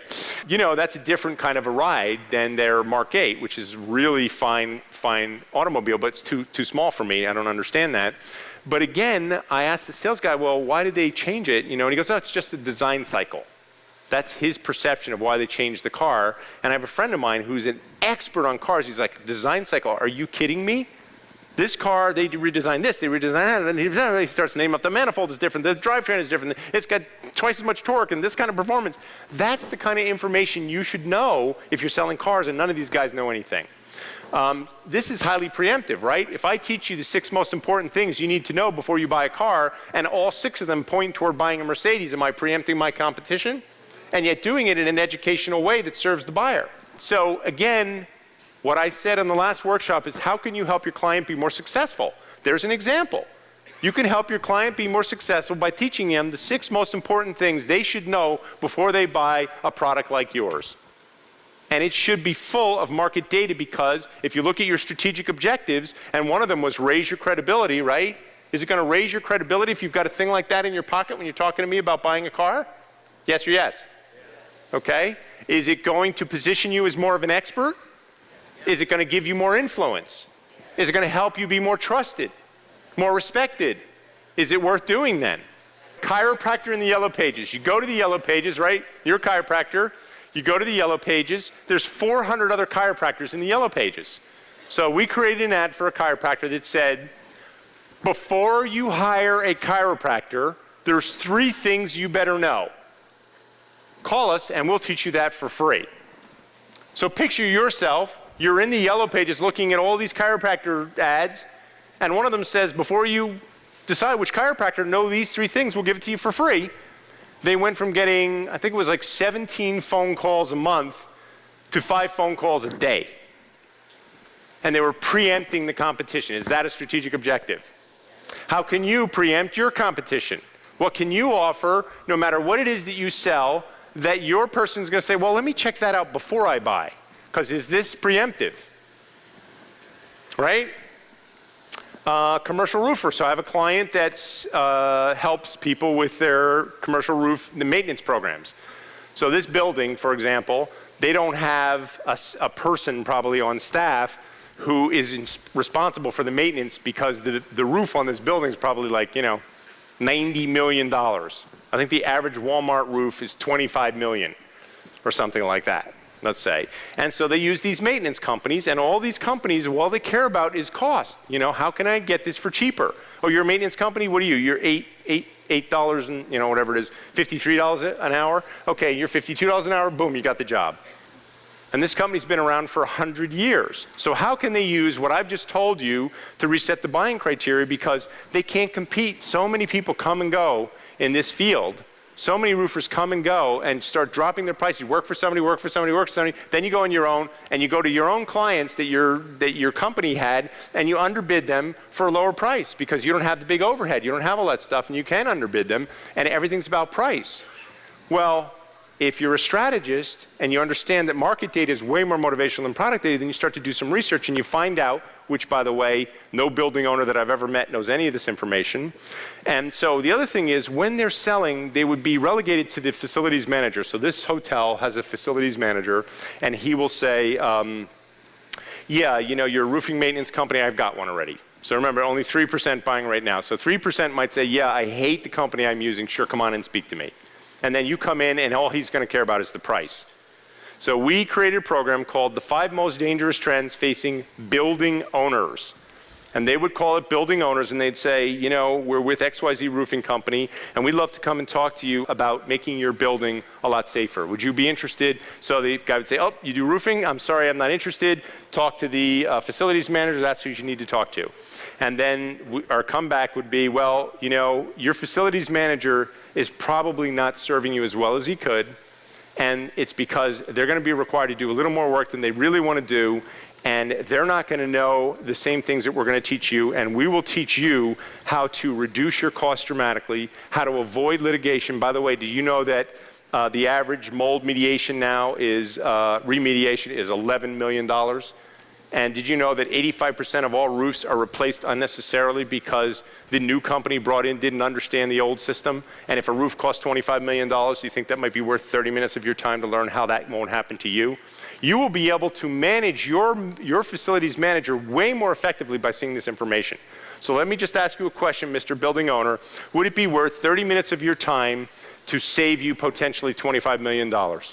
And teach you how to, and by the way, 90% of all problems in all buildings originate on the roof. Does that make sense? So you can see what an expert, all this expert information. Again, Cliff Clavin, I know more about roofs than anybody you'd ever want to meet. And by the way, did you know that your insulation, when it gets wet, and something like 40% of all roofs randomly checks have holes in them and are leaking into the building. And when your insulation gets wet, it becomes a conductor of energy instead of an insulator. So in the wintertime, the insulation gets wet, and instead of insulating your building, it freezes and becomes an ice pack around your building, causing your heating bills to go up 58%, et cetera, et cetera. So you can see that by arming them with market data, which when I presented to them, I have 100 salespeople, and I'm presenting all this information. They were so quiet, I thought I was bombing. They were so quiet, right? Who was with me? Andy, right? They were stone quiet, and I'm like, and I looked at them and I go, hey, what? Why you guys are so quiet? And the CEO of the company stood up and he said, that's because we feel stupid that we didn't know all this information. And it's so powerful. And then the other thing is, now you get in front of that guy and you show them, by the way, 83% of all roofing companies go out of business every 3 years. It's like the turnover rate is huge. And there are 66 different roofing systems, and most companies don't understand 11 of them. And so that's why you're going to be told to replace your roof when in fact it can be repaired. And that's why, and let me show you, here's the 11 most common mistakes people make. And by the way, you think your warranty's worth anything? It's worth nothing. And here's the fine print you didn't read. And by the time you get done, you go, you know what? I don't care that you're $55 an hour and you're $53. I want this company right here. More money, I'll pay it. It's worth it. Because they're protecting a $25 million asset. I'm just showing you, this is a strategist in place here. Everybody getting this? Okay? newspaper company, I already gave you that example. This company was 1.4 billion, they went to 1.3 billion, then they went to 1.2 billion, then they went to $1 billion. They were falling at $100 million a year for 4 solid years, and the whole $400 million was all profit. So they basically were at break even and going to fall another $100 million, and we came in with this strategy where instead of calling up and saying, hi, I want to come and talk to you about advertising, they called up and said, we've done some research, and we found out there's 5 reasons why all companies fail, and there's 7 reasons why all companies succeed, and we'd love to teach you that. By the way, the 5 reasons why all companies fail, when we called them, we said there's 5 reasons why all restaurants fail, when you're calling all the restaurant owners. Because if it's 5 reasons why all companies fail, does that include restaurants? Right? Am I losing you guys on this stuff? Then you say, yeah, there's 5 reasons why all restaurants fail, and there's 7 reasons why all restaurants succeed, and we're going to be teaching that to all the restaurant owners in town this week, and we're wondering if you'd be interested in this. They used to call and get maybe 2 out of 10 people who would be interested in talking to them about advertising, but no urgency. Not going to get that meeting in any hurry. Yeah, call me in the spring. Call me in the fall. Call me in the summer. With this strategy, they got 8 out of 10 appointments with extreme urgency because that week you're going to be teaching the same information to all your competitors.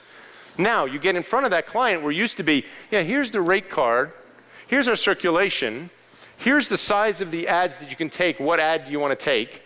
And the other biggest problem is if they talk somebody into advertising, the guy would advertise one time and then would never advertise again because it didn't pull him 15 brand new clients. So we addressed all of that in their core story. The sales rep would get in, they would show the 5 reasons why all companies fail, and guess what number 5 was? Poor marketing. And then he'd show the 7 reasons why all companies succeed, and guess what number 1 was? Number 7, advertising. And then they would show you how, and it was all research. It wasn't anything their opinion, it was all studies. The National Newspaper Association had studied the impact of people who stay in newspapers for a year or longer and how much it improves your brand and your top of mind awareness in your community. And then they showed you that yellow pages are closed 95% of the time. Why would you spend so much money in the yellow pages?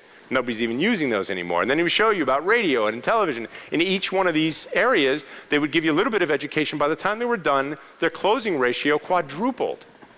And that did a $200 million turnaround in a single year for that company. Okay? So Tony and I, when I worked with his company, he had some radio spots, and basically you've probably heard him when he does it, Unleash the Power Within. He'll go into that city. Right now he's going into San Jose, and he'll have radio spots saying, you know, Tony Robbins is coming to San Jose. He's going to do Unleash the Power Within, and whatever the benefits are, it's all product data, product data, product data. So I said to the salespeople, right, Matt, you were with me, and I said, you know, when you guys get someone on the phone, do they just sign right up? No. Do you have to sell them into the event? Oh, yeah. Is it a lot or is it just easy? No, it's a lot. You got to work with them, send them stuff. It's a big, big ordeal. So would you rather just get 10 times more leads? And I go, well, yeah, we like to get 10 times more leads. So if you can play that spot, Stan. Take this little test to see if you're truly happy and successful. I had a guy show up at one of my seminars who was earning over $1 million a year. He had 9% body fat. He had a company that was growing like a weed, but he wasn't happy. All his life he said, when I achieve this ultimate goal, you know, and my life is set up this way, then I'm really going to be fulfilled. I'm going to really be at my top. I'm going to be happy. But the bottom line is that guy still couldn't even enjoy the journey. He didn't know how. Let me ask you, if you could find a way to thrive in any economic time, if you could find a way to achieve and be fulfilled, to experience a life of meaning, wouldn't you want to know the answer? I'm Tony Robbins, and for 30 years, I've searched for these answers from people from all over the world that are living their life stream and are enjoying it as well. I'd like to share with you some of the answers that I found for them for free. If you want to wake up with passion every day, if you want to thoroughly enjoy the journey, and if you want the tools to create a truly spectacular life, then I'm going to invest in you first by giving you my new report on thriving in difficult times, the key to financial and personal success. Call us and leave us a voicemail with your email, and I'll email you this fantastic report right away. Call 1-800-480. Okay, it's a good spot, right? Does it make you want to get that report? Right? Okay, play the next one. This one we couldn't get a hold of Tony, so we just used an announcer. The following is an offer from Tony Robbins. Please, only pay attention if you'd like to have financial freedom, less stress in every area of your life, and learn the techniques used by the most successful people. You probably know that Tony Robbins is advisor to captains of industry, world-famous athletes and actors, and even political leaders and billionaires. He's been at the forefront of human development for 30 years, helping millions of people from practically every country on earth. Tony Robbins would like to share his wealth secrets with you for free. Learn the fundamental lessons of wealth. They're not what you think. How to maximize your career, build your own money machine, understand the 7 areas of extraordinary wealth, and build financial independence. Call and leave us a voicemail with your email. Okay. And we'll give you the link to this. So again, it's a broader approach, right? An increased response 10 times. Who here would like to get 10 times more response from the same money you're already spending? Okay, so I've made my point about education-based marketing. It's obviously going to be more effective. But it does change the model. It changes the model because now you're not selling a meeting where these commercial roofer guys, "Yeah, I'd love to come and talk to you about your roofing," and they just want to get up on the roof and try and show you where you had holes that you didn't know you had. And now they don't even have to go up on the roof. They show the owner that information, and that guy just wants to hire them right out. He doesn't ever have to have them up on the roof. And it changed the dynamic because where these other guys, they just want to talk about how to sell the roof, you know, get up on the roof, get up on the roof, get up on the roof. That meant they needed experts who could get up on the roof. This approach meant that they didn't need experts to get up on the roof. They just needed somebody who could really present like a champion racehorse. So write some educational offers, knowing that you might have to do some research, by the way, and I'm going to show you some resources to make that pretty easy. But write some education-based offers.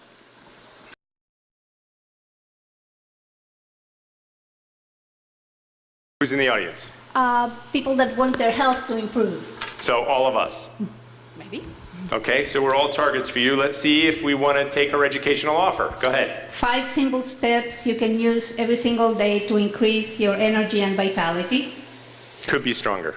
Sorry, is there more? Go ahead. How to read supplement labels and choose the right ones for you. Or how to not spend money on supplements that you don't need. Okay, I think you can make those a lot stronger. I think you can make both of them have a much stronger benefit. So you want to look at like, what can I not, I gotta have that. Okay, those aren't, I gotta have it. They might be nice to have, but I don't gotta have those. Pass the mic to him. Oh, you're next. Go ahead, you first. Hi, Chet. Hi. Women. Kirk Moore. Kirk, hey, how you doing? You know, data actually that I have, 94% of all women feel better when they look better. 42% of women are actually disgusted with some aspect of their appearance. And what do you do for them? Improve their self-appearance with cosmetic surgery. Oh, you're Kirk Moore. Okay, That's now I me. know exactly who you are. The brilliant plastic surgeon. Okay, great. He's highly trained in my stuff. Go ahead. All right. Let's hear a better one this time now. The same restaurant chain operators. Yeah. The top 5 ways restaurants are losing money every day, regardless of customer count or sales volume. That's way more compelling. Isn't that much better? Yes. Yes. Okay, good. Over here. All right, my name is Clint Rogers, and so in the audience is anyone that needs money to enable their talent or empower their dreams. So Anyone who needs money? Yeah, to enable their talent. So you'll give them money? Yeah, well, here's what I do. This Really is shy. You can sell that every day. Yeah, go ahead. So my title is How Billionaires Recognize Market Patterns and Trends and Act on Them with Relatively Low Risk to Drive Incredible Returns, and How you can too. Okay, that's getting there. I think you can make that stronger. Okay. I do think you make that stronger. Okay, one more. This is for if I had an audience of airline CEOs. Okay. Did you know that over 165 U.S. airlines have gone into bankruptcy in the last 30 years? Wow. We'll come to you and show you how to prevent your airline from joining that list. Wow. Okay, that's very compelling, isn't it? Okay, you use market data. It's got some pain in there. Very compelling. Yes, you can give him a hand. That's great. All right, well, let's go ahead. We only have 2 more. Let's go ahead and do those 2. All right, I've got 2. One for those people who want to join the business and one for who want nutrition. So the business one is, do you want to know the truth that no one tells you? 90% of all internet and direct marketers fail. Would you like to know the 6 major reasons they fail? And would you like to be aware of the current available market research that will share the 5 major strategies with you that will make you part of the 10% who succeed? Call. That's long, but it's much better, right? That's way better. You guys really catching on here. Okay, one more. For a customer is, are you aware that the current government recommended daily allowances for nutrition and supplements were developed after World War II when our troops came home? Ignoring all science in the last 60 years, they have not been updated since. Would you like to receive some cutting-edge market research that takes advantage of the best available DNA research for current nutrition? Okay, so there's not the benefit to what's in it for me you're selling information, but it's not compelling about what's in it for me. So tune that up to where we all want to get that, got to have it, because what's the benefit of that? Okay, one last person. Okay, I'm selling to any company owner that needs to train their employees Okay. and to make them more effective. There's a lot of us in the room, so let's hear if we want to take advantage of your offer. Okay, no pressure. In today's economy, your most valuable asset is your employees. And the 5 most valuable things you need to know to avoid wasting your training and development budget are in our seminar. So Okay, so you're selling me your services in that title, which means I already have to want training. And that means I have to be in the buying now. You understand, everybody? Her title is I got to be in the buying now before I'm even going to take her up on that. So you need to go at a broader scale. You need to look at yourself at a broader scale. What's the ultimate benefit of what it is that you do? I help them transform their employees to be more effective. Now you're moving in the right direction. Okay, everybody, let's keep going here, all right? So market data can build a serious case for almost any product before you even try to sell it. And as many of you demonstrated, so some people in this room definitely catching on to that. So finding market data that supports the need for your product or service, there's a company that we use, it's called Empire Research Group. And back when I first started, after I worked for Charlie Munger, I went independent. And I started selling my services. My first core story that I ever built, I sold for $80,000. And I hired this group, Empire Research Group, to go out and do all the research for me, and they would come back with all this research. Then I got up to where I was even charging as much as $325,000 to build one of these, because they're such an art form if you do them right. And some of you guys really are getting the idea in here that if you've got really compelling market data, even if you had to make up those statistics for now, right? How many people that read those headlines out, you made up some of that data? 126 airlines going out of business. Is that real, by the way? Yeah, that's real. So that's unusual, by the way, that you would even know that. Oh, you got that from Empire, right? Okay, so there you go. Okay. But that's what I'm saying. They will find that, guys, you want to research things over time, all right? So who knows the expression, the smoking gun? Who knows what that means? Okay? It's a legal expression, and it means that piece of evidence that cannot be denied. So I had a client that sold lawn care services, and every year he has 1,000 trucks, like the largest provider of lawn care services, and every year he'd have a defection rate of 3 or 4% of his drivers would come up to you and say, hey, look, you've been buying your lawn care from this company, but I'm the guy doing it, and they're charging you $55 a month, and I'm the guy doing it, I'll do it for $45. And you say, what's the big deal to me, right? So every year he would lose a big chunk of his business because it wasn't just 3 or 4% of his drivers, it was the 150 clients or whatever that each one of them handled, and he'd have this drop off of like 500 clients every single year. So Empire to the rescue, they went out there and they found out a case in New York where an immigrant, and a lot of these guys are immigrant workers, they're, cash under the table, you're paying them $45, with your personal check. And they found a case where some guy who was just, a lawn care guy with his truck fell down in the lawn of a person's home, and he went to the workers' compensation. Looking, he heard about it, he wasn't that sophisticated. It's like, oh, go get workers' comp. So he goes, I want workers' comp. And they go, well, did you pay for workers' comp? No, I didn't. Well, where did you get hurt? Well, I fell on these people's lawn. And you work for them? Uh-huh. Okay, well, since you don't work for a company, they should be providing you the workers' comp insurance. And they went and they sued the New York State workers' comp, sued this couple and made them pay for this guy's injuries for as long as he had the problem. And made them pay his workers' compensation $245 a week that he would have made. So are you still sure you want to switch to save $5 a month? Because you are now legally responsible for that person working on your lawn. Okay, you see that? That's the smoking gun. That one statistic stopped him from losing 500, people a month. So you want to find that smoking gun, that piece of evidence that cannot be denied, that in fact proves your case. Sometimes it's just one statistic like that. It's amazing. Like the energy company I was telling you about, the energy grid for the United States was built in the 50s, and it's decrepit. So you remember like Brooklyn? Anybody from New York? Okay, right? All right, Brooklyn. And they had the electricity go out for 9 days. That's because all of our systems are antiquated. We had rolling blackouts here in California. So again, you need to have that market data. Market data does many, many things. Among them, it positions you as an expert and shifts the power. It increases interest far beyond product data. Okay? So it captures more buyers, as I've just proved to you again and again and again. I call this the core story sales model because now it doesn't just change what your marketing would be, it changes how your selling goes, because now you're selling an education. And by the way, it's way easier to sell that. You're going to get a lot more appointments by selling an education than you are by selling your product or service. And let me ask you a question. Do you still have to sell that, though? Yes. You still got to sell that, right? But it's easier. And here's the other thing, very important, which I didn't mention, I did, but I didn't make it obvious, is that the core story can get you at a higher level, with a higher level of executive, with a ton of higher level executives. If you want 7 decision makers in that room and you're going to present the 7 things they should all know about their industry, market, or profession, I can't tell you how many situations where we've made that occur. So this sales model changes everything, and while this dramatically increases both your ability to get in front of your prospects and close more often, and for larger purchases, it changes your sales approach, but boy, can you make mistakes, which is going to be covered later on in this week. So we're going to cover that. We're going to cover that in really great detail. And as a matter of fact, Empire, I think we have the CEO for Empire in the audience. Craig, are you here? Craig?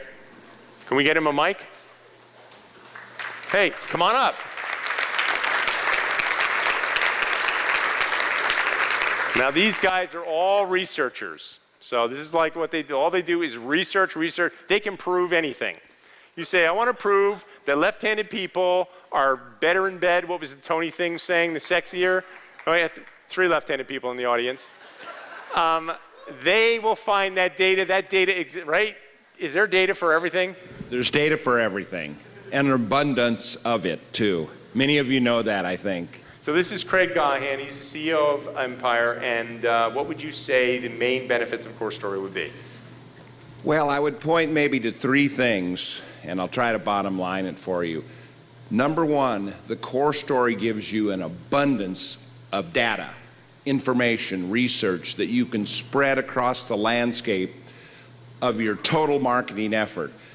Brochures, your advertising, optimized search engine environments, et cetera, et cetera, et cetera. I forgot all about all that, yes. Gives you tactics, speaking engagements, seminars, webinars, et cetera. It will really spread you out.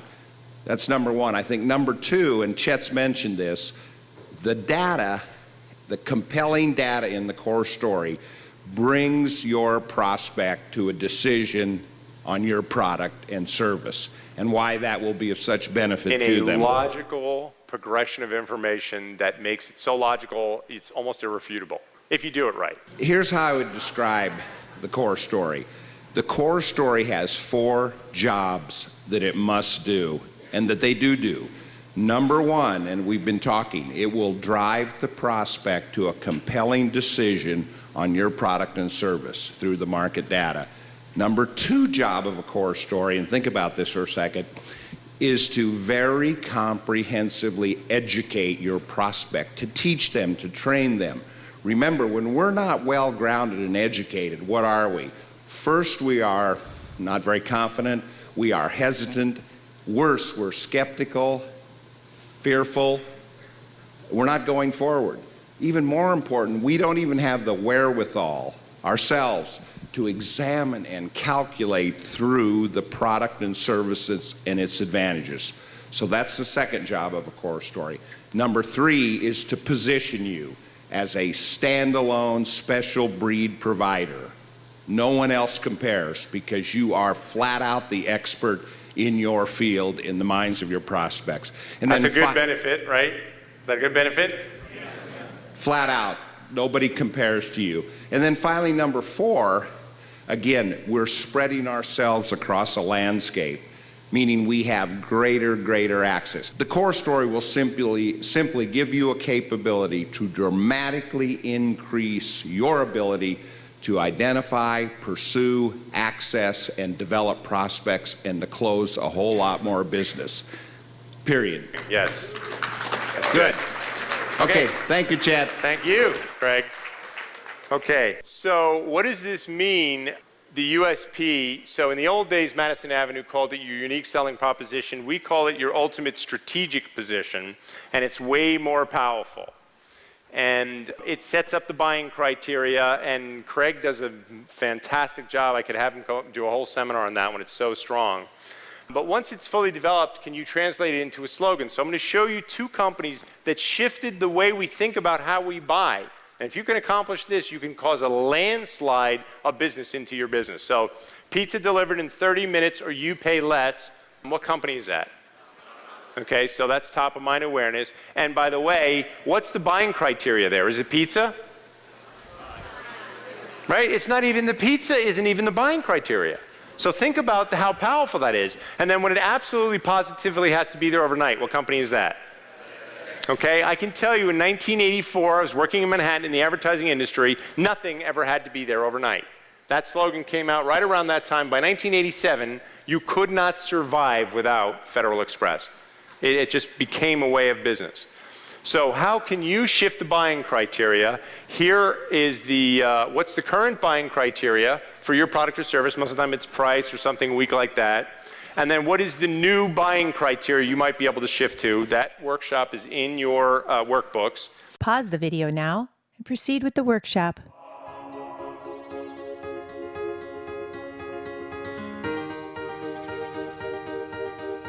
Here's the 4 rules of a slogan, and this is also in your workbook. A slogan should describe the product or service unless the name describes it. So Domino's Pizza didn't need to say pizza delivered in 30 minutes or less because the name already described that it was pizza. A slogan should contain a benefit. I cannot tell you how many slogans I've seen that don't have a benefit. First of all, who here has a highly evolved, well-developed slogan that they think does these 4 things? Nobody. A slogan positions your company above the competition. So if you use the most, the best, anything like that, you're automatically positioned. And then ideally, a slogan sets up a buying criteria in which your product or service is the most logical choice, right? So that's another exercise I would like you to do. Pause the video now and proceed with the workshop.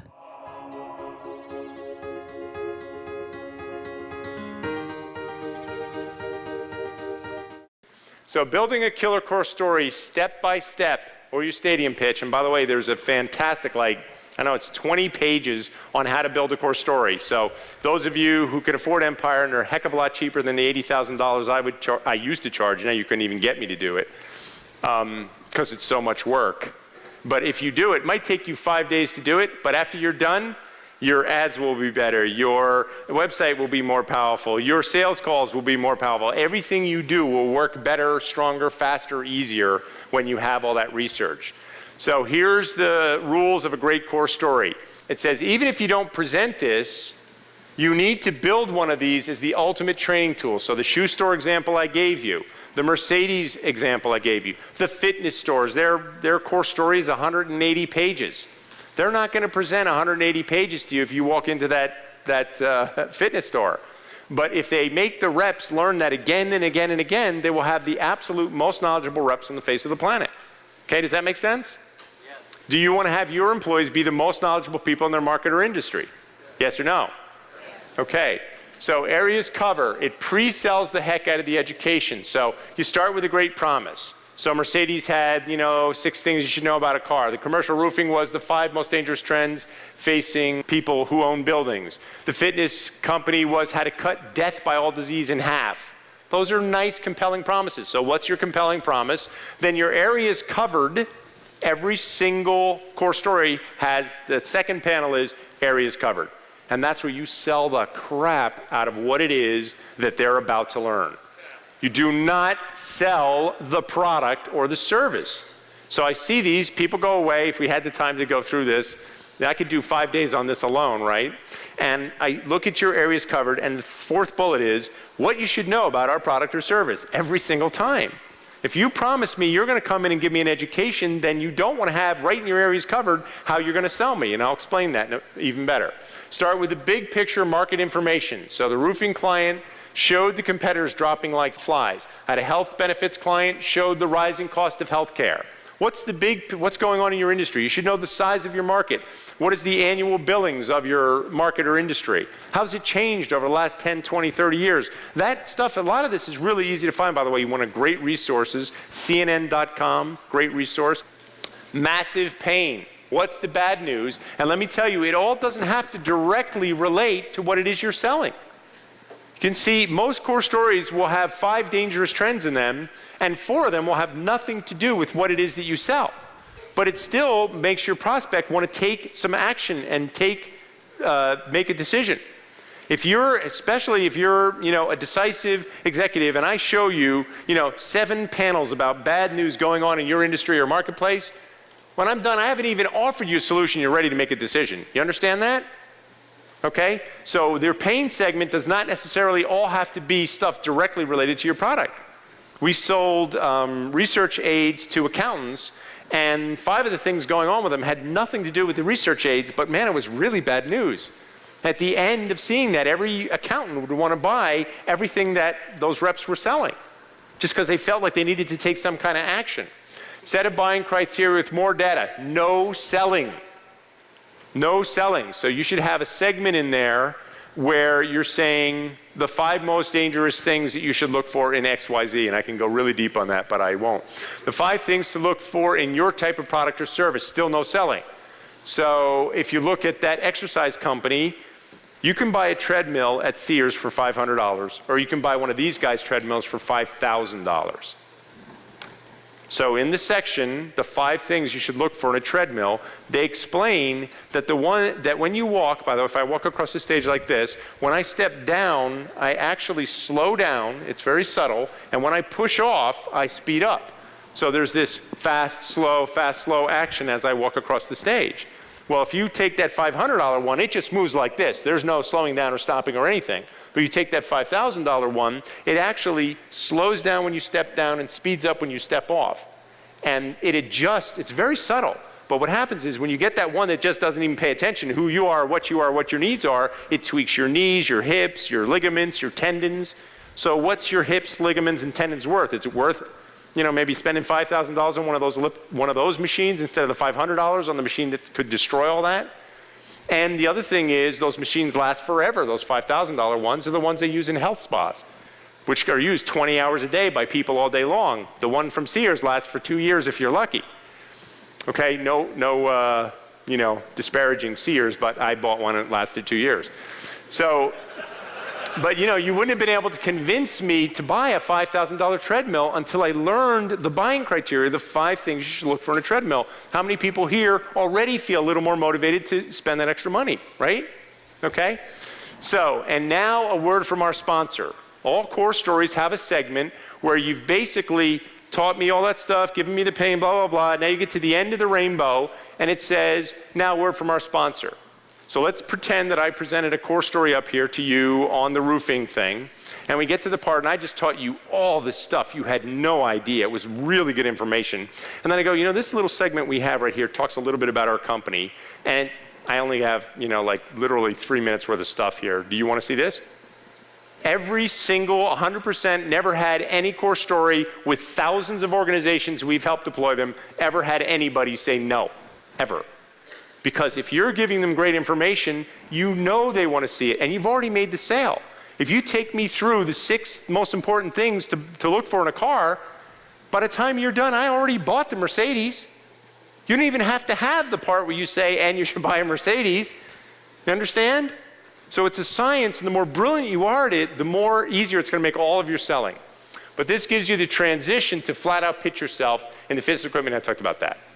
So in their section on the 5 things to look for in the treadmill, it pre-sells why you want to spend that extra money. And then they transition into our treadmill has all that and more. So when they get to the part where they're pitching their treadmill, they just have a panel on it because they taught you all these things you needed to know in advance. Finally, the core story ends with that slogan or that strategic position. It's the last thing in your core story. So again, in the interest of time, this workshop is in your workbooks. I would tell you would take, now you're going to have to fake the research for now, but some of you did that really well when you came up to the mic to get the idea, okay? So how many different ways does this core story change your sales model? The ultimate accomplishment of the core story sales model is that you sell the education for money. So imagine that your education was so good you could charge me for it. And almost everyone that we've talked to, here's the interesting thing about that. Why anything you give away for free has lesser value. When people pay, they pay attention. Okay, so summary. You want every prospect to think of having your product as a lot more important. Have I shown you how to do that? Yes or yes? Okay. You want to heighten the interest and importance of your product. Have I shown you how to do that? You want to motivate your buyers to purchase more and more often.